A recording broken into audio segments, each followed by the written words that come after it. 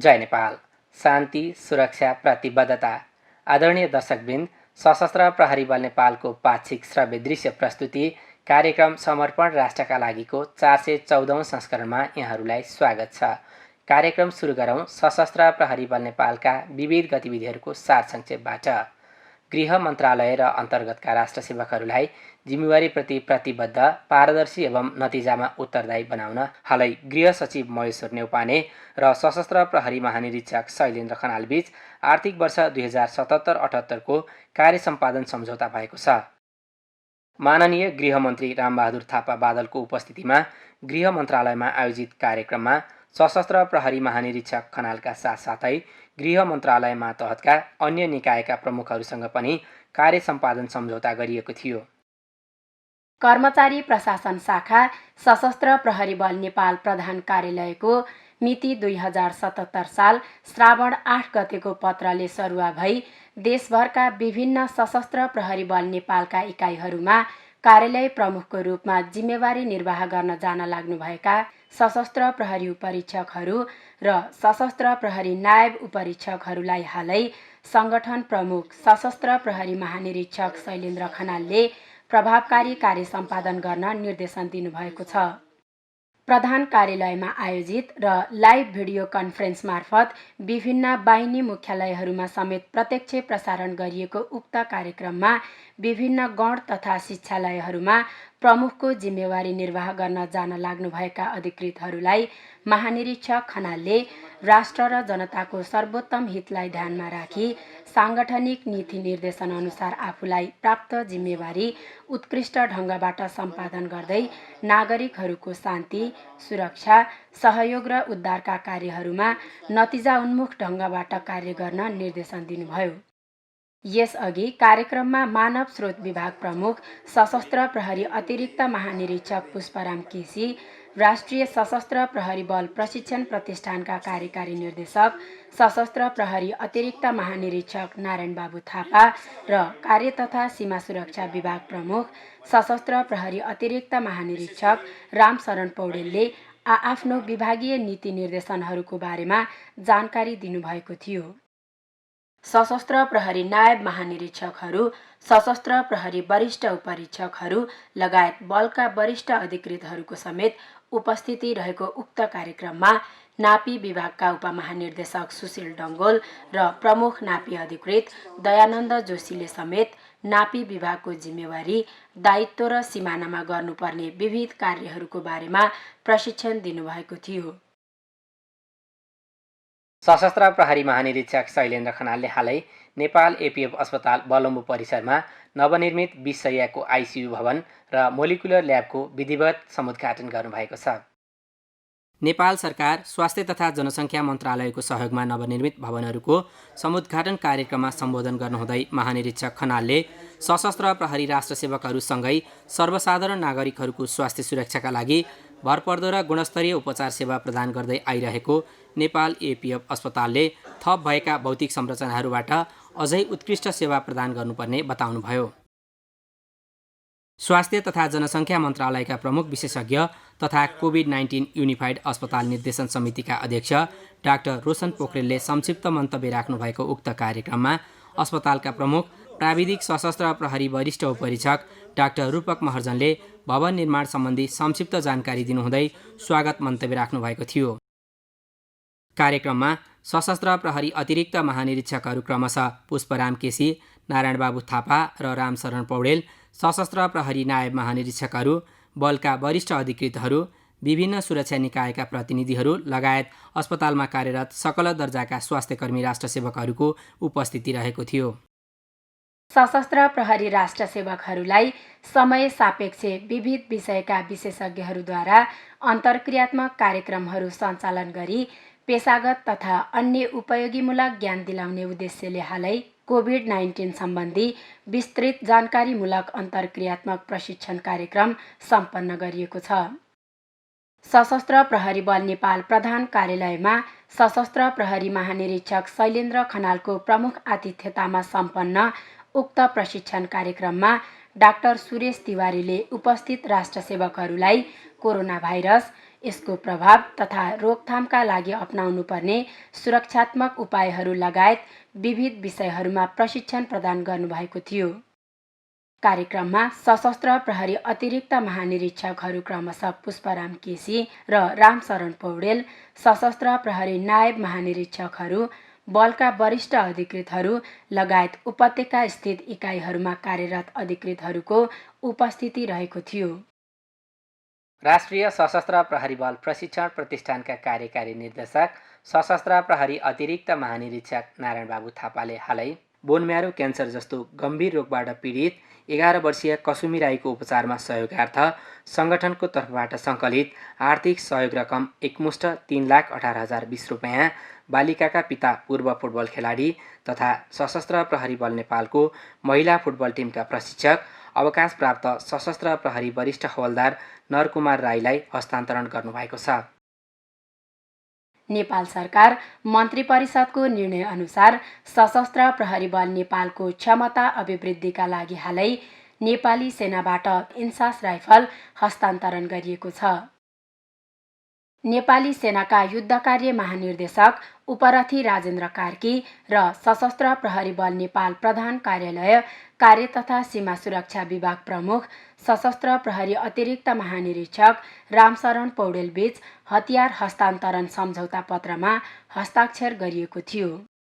सशस्त्र प्रहरी बल नेपालसँग सम्बन्धित समाचार, सूचना, जानकारी एवं सङ्गठनबाट सम्पादन भएका जनसरोकारका विषयहरूबारे जनताहरूलाई सुसूचित गर्न सशस्त्र प्रहरी महानिरीक्षकको सचिवालय सशस्त्र प्रहरी बल नेपाल प्रधान कार्यालयको यही श्रावण 11 गतेको पत्रद्वारा सशस्त्र प्रहरी नायब महानिरीक्षक राजु अर्याललाई सशस्त्र प्रहरी बल नेपालको प्रवक्ता र सूचना अधिकारीको जिम्मेवारी दिएको छ।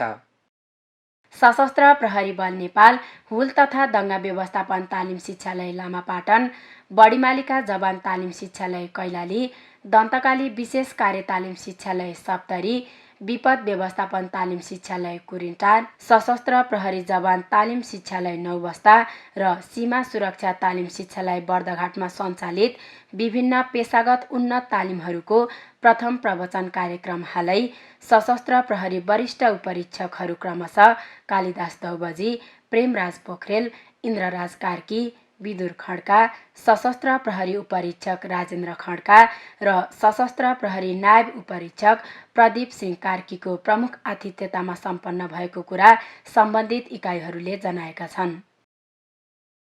रूपन्देही स्थित तत्कालीन सशस्त्र प्रहरी बल नेपाल नम्बर 38 गुल्मबाट परिचालित गस्ती टोलीले सिद्धार्थनगर नगरपालिका 1 कोटहीमाई इलाकामा भारतबाट अवैध रूपमा भन्सार छली चोरी पैठारी गरी नेपालतर्फ ल्याउँदै गरेको करिब 39,400 बराबरको विभिन्न परिमाणका सीसी क्यामेरा तथा स्टेसनरी सामानहरू बरामद गरी भैरहवा भन्सार कार्यालयमा बुझाएको कुरा सो इकाइले जनाएको छ।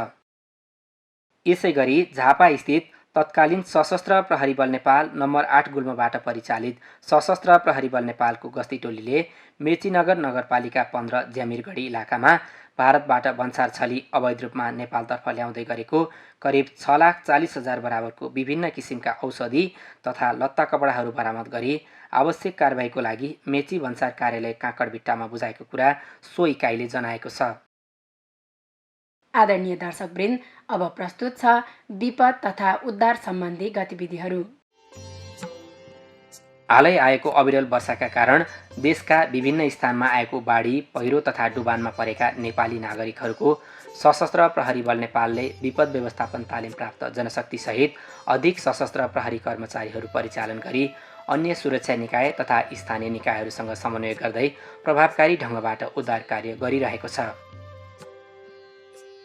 देशभर परिचालित उद्धारक सशस्त्र प्रहरी राष्ट्रसेवकहरूले बाढी, पहिरो तथा डुबानबाट प्रभावित देशभरका विभिन्न स्थानहरूमा डुबानमा फँसेका नागरिकहरूलाई जीवितै उद्धार गर्नुका साथै बाढी पहिरोमा पुरी मृत्यु भएका नागरिकहरूको शव उद्धार गर्ने कार्य गरेका छन् भने जोखिमपूर्ण अवस्थामा रहेका प्रभावित नागरिकहरूलाई तीव्र उद्धार गरी सुरक्षित स्थानतर्फ स्थानान्तरण गरिरहेका छन्।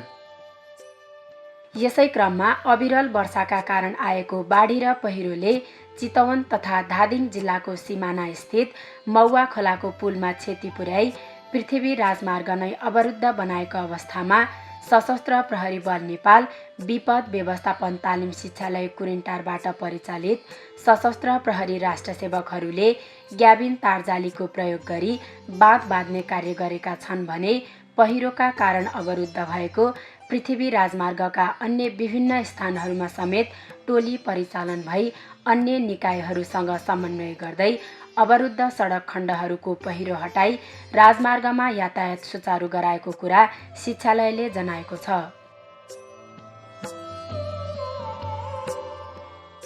अविरल वर्षाका कारण आएको पहिरोमा परि लमजुङ जिल्लाको मर्स्याङ्दी गाउँपालिका 3 पल्लोटारीका 18 घरमा क्षति पुर्याउँदा घाइते भएका 8 जनालाई सशस्त्र प्रहरी बल नेपाल नम्बर 23 गण मनोकामना तनहुँबाट परिचालित उद्धारक सशस्त्र प्रहरी राष्ट्रसेवकहरूले अन्य निकायहरूसँग समन्वय गर्दै प्रभावकारी उद्धार कार्य गरी घाइतेहरूलाई उपचारका लागि अस्पतालतर्फ पठाएका छन्। यसै गरी सोही गणबाट परिचालित सशस्त्र प्रहरी बल नेपालको टोलीले तनहुँ जिल्ला बन्दीपुर गाउँपालिका 5 एम्फाई स्थित पृथ्वी राजमार्गमा आँबु खैरेनीबाट डुम्रेतर्फ जाँदै गरेको ट्र्याक्टर अनियन्त्रित भएको दुर्घटनामा चालक सुरेश नेपाली र 1 जना सर्वसाधारणलाई घाइते अवस्थामा जीवित उद्धार गरी उपचारका लागि अस्पतालतर्फ पठाएको छ भने सहचालक सुमन नेपालीलाई मृत अवस्थामा शव उद्धार गरेको कुरा गणले जनाएको छ। धनकुटा स्थित सशस्त्र प्रहरी बल नेपाल नम्बर 6 गुल्माबाट परिचालित सशस्त्र प्रहरी राष्ट्रसेवकहरूले जिल्लाका विभिन्न स्थानहरूमा गएको पहिरोका कारण जोखिमपूर्ण अवस्थामा रहेका नागरिकहरूको उद्धार गरी सुरक्षित स्थानमा स्थानान्तरण गर्नुका साथै पहिरोबाट अवरुद्ध विभिन्न स्थानका सडक खण्डहरूको पहिरो हटाई यातायात सुचारू गराएको कुरा गुल्माले जनाएको छ। झापा जिल्लाको कन्काई खोलामा आएको बाढीका कारण डुबानमा परेको झापा गाउँपालिका 7 राई गाउँमा बाढीबाट प्रभावित नागरिकहरूको उद्धारका लागि सशस्त्र प्रहरी बल नेपाल बोर्डर आउटपोस्ट टागनडुब्बाबाट परिचालित सशस्त्र प्रहरी राष्ट्रसेवकहरूले अन्य निकायहरूसँग सहकार्य गरी पीडित नागरिकहरूलाई उद्धार गरी सुरक्षित स्थानान्तरण गर्नुका साथै गाउँ बस्तीमा थप क्षति हुन नदिन र बस्ती जोगाउन नदीले कटान गरी भत्किएको बाँध बाँध्ने कार्य गरेको कुरा सो इकाइले जनाएको छ।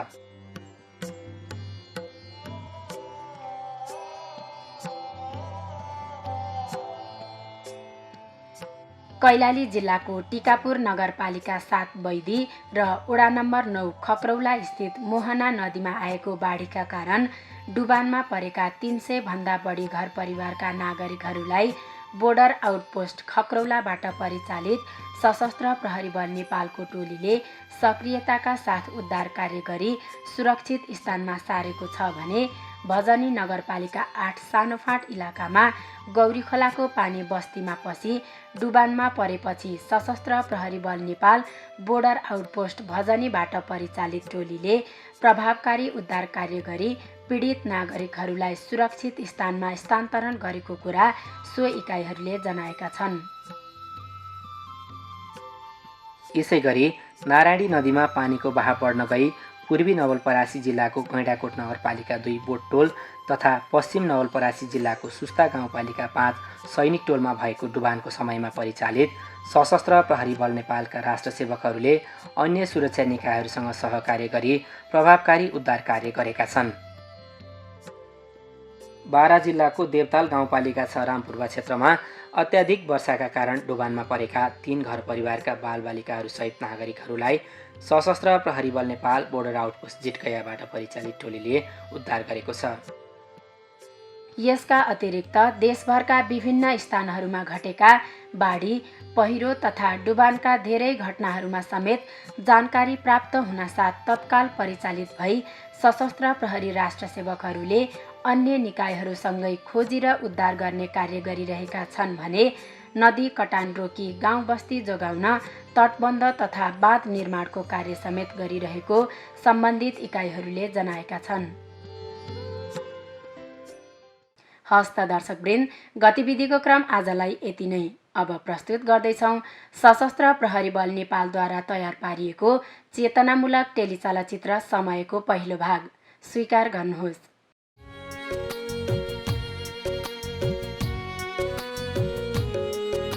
यो देश छ र त हामी छौं, मन एक छ छ र त हामी छौं।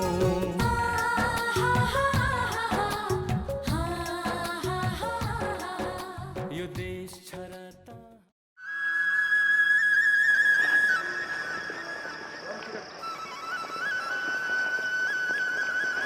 गुड मर्निङ रे।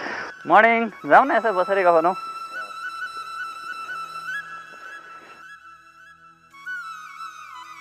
अनि तपाईँ कता हुनुहुन्थ्यो दाइ? लामो बिदा जानुभएको थियो कि हो? कि बिदा गएको बेलामा कोरोनाले गर्दा अड्किनु भयो? कहाँ बिदा जाने नि भाइ, विपद व्यवस्थापन तालिम गर्न कुरिन्टार गएको थिएँ। त्यसपछि त्यहीँबाट कोरोना सङ्क्रमणको रोकथामका लागि पूर्वी सिमानामा ड्युटी खटियो। बल्ल टोली बदली भयो अनि 15 दिन त्यहाँबाट क्वारेन्टाइन बसेर हिजो भर्खर हाजिर भएको भाइ म त। ए हो र दाइ, तपाईँ विपद व्यवस्थापन तालिममा पो हुनुहुन्थ्यो? हामीलाई त थाहै भएन त। विपद अनुशासन तालिम त हामीलाई पनि दिएको थियो। विपद भनेको के हो, अनि विपद पश्चात कसरी खोज तथा उद्धार गर्ने भन्ने कुरा हल्का जानकारी दिएको थियो। अनि तपाईँहरूले गर्ने यो तालिममा पनि यस्तै यस्तै कुराहरू समावेश गरिएको हुन्छ होला है? त्यस्तै हो, तर अनुशिक्षण तालिम भनेको फिल्मको टेलर मात्रै हो भने विपद व्यवस्थापन तालिम भनेको पुरै फिल्म हो नि। अनुशिक्षणको भन्दा धेरै एडभान्स हुन्छ। यो तालिममा साँच्चीकै विपदका घटनाहरूको परिकल्पना गरिन्छ र त्यसको रोकथाम, न्यूनीकरण र उद्धारका लागि विभिन्न खालका सैद्धान्तिक कक्षाहरू र त्यसैसँग सम्बन्धित डेमोन्स्ट्रेसनहरू पहिला गुरुबाहरूले सिकाउनुहुन्छ, गरेर देखाउनुहुन्छ। त्यसपछि हामी तालिमरत सशस्त्र प्रहरी कर्मचारीहरूले पनि गरेर देखाउनुपर्छ। ओहो, यो त साह्रै इन्ट्रेस्टिङ तालिम पो रहेछ त। खुब रमाइलो भयो होला है? रमाइलोको त कुरै नगरौँ न, कति फो कति नि। समय बितेको त थाहै हुँदैन। जब सैद्धान्तिक कक्षा लिएर डेमोन्स्ट्रेसन गर्दा मुटुको धड्कन नै बढेर मस्तिष्कलाई नै चुरुक चुरुक पार्छ भने त्यति बेला आफ्नो पालो कति बेला आउला भनेर यति आतुर हुन्छ नि, कुरै नगरौँ। हो र दाइ, त्यस्तो मजा हुन्छ है? तपाईँले भन्दा त मलाई यहाँ कस्तो रमाइलो लागिरहेछ। तपाईँलाई इन्ट्रेस्टिङ लागेको कुनै एउटा डेमोको बारेमा भन्नु नि दाइ। मलाई पनि यो तालिम गर्न एकदम रहर लागेछ कि। गुड, यो तालिम त हामी सबै सशस्त्र प्रहरी कर्मचारीले अनिवार्य रूपमा गर्नुपर्ने रहेछ नि। त्यो दिनको सम्झनाले अझै पनि मेरो मस्तिष्कलाई तरङ्गित बनाइरहेको छ। त्यो हाम्रो तालिमको अन्तिम डेमोन्स्ट्रेसन थियो।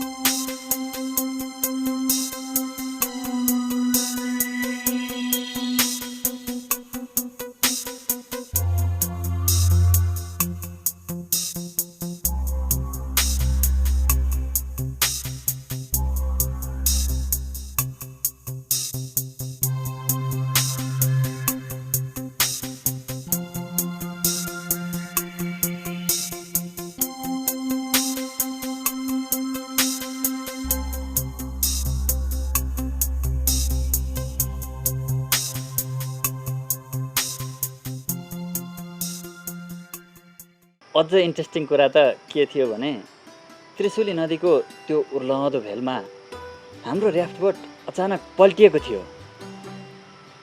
एकपल्ट त मलाई लाग्यो अब भाग्य यति नै रहेछ।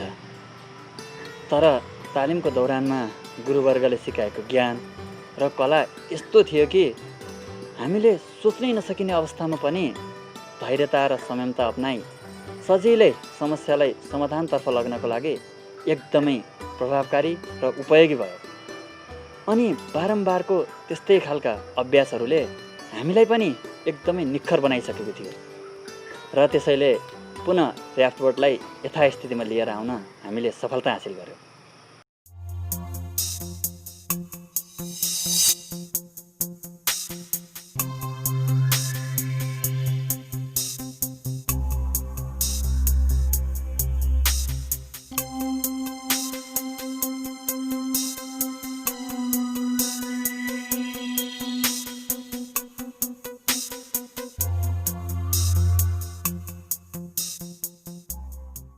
साँच्चै दाइ, तपाईँले यी कुराहरूको बयान गरिरहँदा मलाई पनि त्यही स्थानमा छु जस्तो भान भइरहेछ।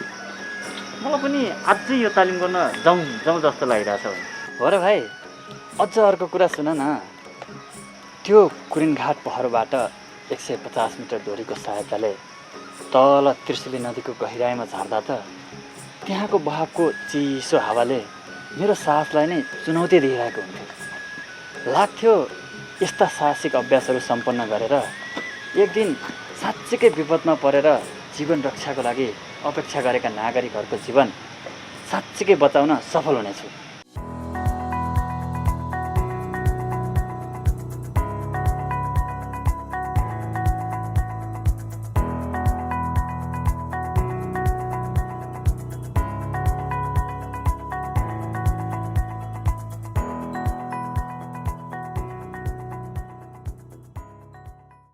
ओहो हो र दाइ, तपाईँले यी कुराहरू भनिरहँदा बेला बेला मनै सिरिङ सिरिङ भइरहेछ भने। अनि दाइ, यी सबै कुराहरूको अभ्यास गर्दा जोखिम हुँदैन र? जोखिम त हुन्छ नि, तर हामीले आफ्नो सुरक्षाका लागि लगाउनु पर्ने र प्रयोग गर्नुपर्ने सम्पूर्ण उपकरणहरू सधैँ लगाएर मात्र अभ्यास गर्छौँ, अनि त हामी सुरक्षित हुन्छौँ। तालिममा खटिएका गुरुवर्गहरूले बारम्बार सेफ्टी मेजरहरू चेक जाँच गरिरहनुहुन्छ, अनि हामी तालिमरत प्रशिक्षार्थीहरूको मनोबलमा कमी आउन नदिन निरन्तर ब्रिफिङ पनि गरिरहनुहुन्छ।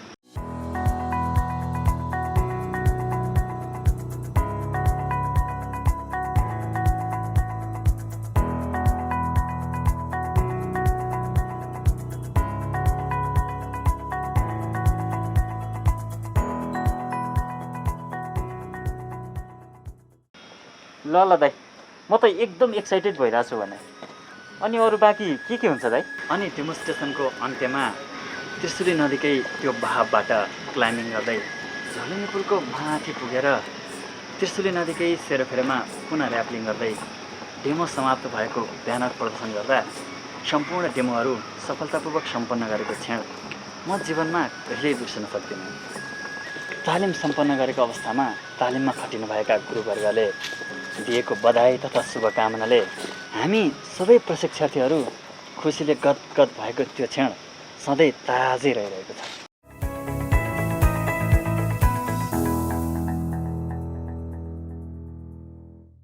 ल दाइ, अब आउने सिसम्म म चाहिँ यो तालिम गरेरै छाड्ने भएँ। तपाईँले लगाए जस्तै यो डिएमटी ट्याग लगाएर देश र जनताको सेवा, सुरक्षा, सहयोग र उद्धार गर्न अहोरात्र खटिन सक्षम छु भन्ने कुरा प्रमाणित गर्छु। हुन्छ, मेरो अग्रिम शुभकामना तिमीलाई। जाउँ अब मेसतिर, खाना खाने बेला पनि भयो, त्यसपछि ड्युटी डाउटी पनि होला, उतैतिर जानुपर्छ। हुन्छ भाइ।